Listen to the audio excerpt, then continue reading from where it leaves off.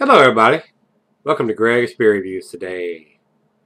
Let's take a walk and go see what's in the fridge today.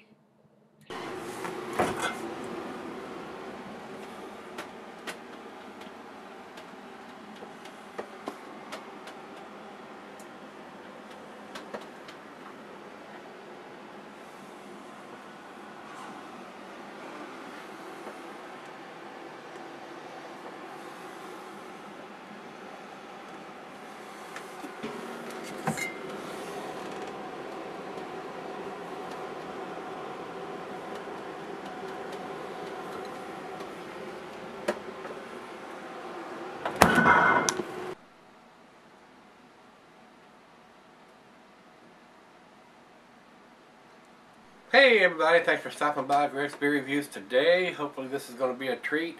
I have not had anything from this brewery. Ninkasi Brewing Company out of Eugene, Oregon. I thought it was an Oriental beer when I got it out of the box. Nate sent me this, and matter of fact, he sent me two different ones from this brewery, and sent me, I think, a regular IPA and a double IPA. And Nate says the bottle date is November 18th of 2014. He said the date's on the bottom. Well, I don't know if he's meaning the bottom of the bottle or the bottom of the front of the. We'll take a closer look when I come back, see if I can see what it is, but it's right out of the fridge and it's got a condensation on it. This is a 6.7% alcohol by volume beer. Like I said, there's so many craft breweries out now, and new ones popping up every day. It's an explosion of craft breweries going on right now, which is a good thing. So just as long as they're going to step up to the plate and put some dates on them. Alright guys, commercial description on this one. Total Domination IPA has a citrusy floral hop aroma and a big hop flavor balanced with a richness imparted by Carahel and Munich malts. I probably should say Carapils, not Carahel. Never heard of Carahel.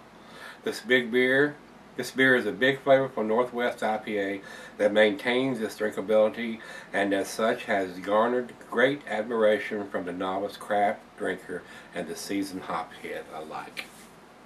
We'll see about that. I don't have the IBUs listed here for this beer, guys. So this is an IPA, so it's going to go with your typical IPA food pairings. Cuisine is curried into Thai. Cheeses are peppery, pepper jack, sharp, blue, cheddar, and more pungent cheeses. And the meat for this is poultry, fish, shellfish, and salmon. And I always add grilled meat to that too, guys. So let's pop the top on this thing. Real nice cap. I have to save that for the fridge downstairs. And get this one into the Parish tulip glass. You can use a pint, Becker, Stein, a mug, Sidell. This is quickly becoming my favorite glass. Even some more than the double glass. Because it's so much thicker. I mean, this is a heavy duty glass. I don't want to sub say, he has a glass like this and he uses it for a candle. I guess he puts a candle down in it. Nah, never do that. This is a most excellent glass to use for beer. Alright guys, with that pour, didn't hardly generate any head, and what it did generate is basically dissipated already.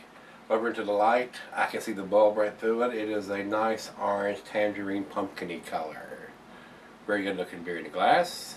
Let's get a nose on it. Thanks, Nate.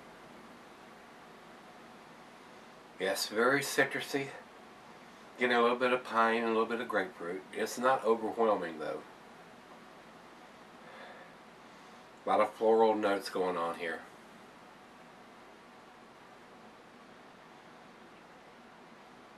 Smells decent. Bottled on date November 18th, December. It's not quite 2 months old, so still should have a good taste to it. Very citrusy. Well, cheers everybody. Cheers, Nate. Let's do the deed.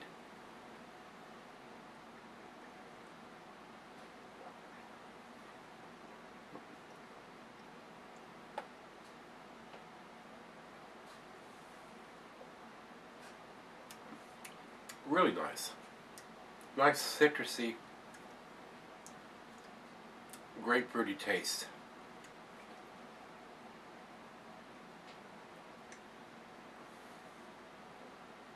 The bitterness on the back end seems in line with the malt and the hop character up front. Slight bitterness to it, but nothing unexpected for an IPA.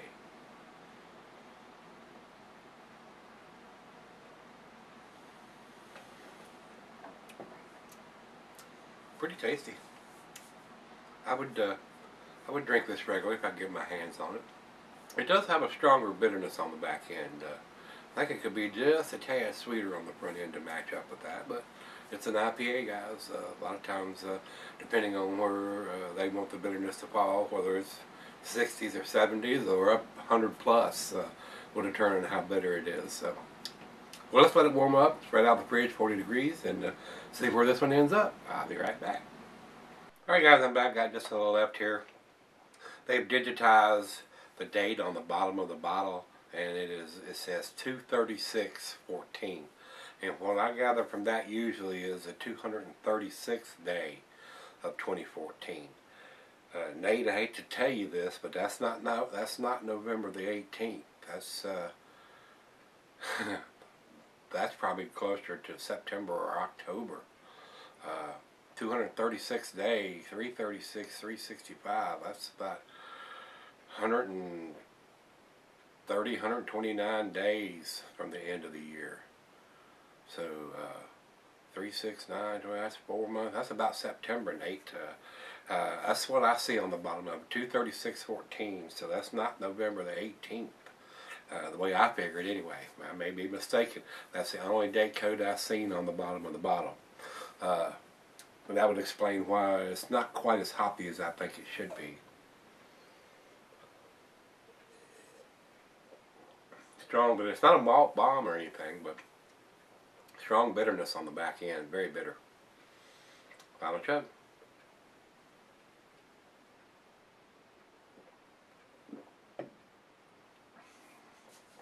A decent beer. It is a decent beer. I don't think it's quite to the A category, in my opinion. Now, it may have been fresh. But to me, with the information that I have, even though Nate said it's November 18th, I do not get that from a 2/36th day of 2014. So, 7 for me, B+, not quite to the A. At this stage of the game for the beer that I have in front of me right now. So, that's where I'm going to leave it. Beer Advocate says 83 in their good range, which is even lower than what I'm giving it. If I was putting a numeric rating on it, it would probably be like an 88, 87, or an 88. So, over to Rate Beer says 94 overall and 91 in the style, which leads me to believe this is a real tasty beer when you can get your hands on it fresh. So, Nate, unless you can explain the 2/36/14, I don't know where you come up with November the 18th there, buddy. So, that's what the ratings are from me and Beer Advocate and Rate Beer. So, that's where I'm going to leave it. If you've had this one from Ninkasi, their Total Domination IPA, let me know what you think. And let's see if we can dig out something out of the fridge tomorrow with a little tastiness.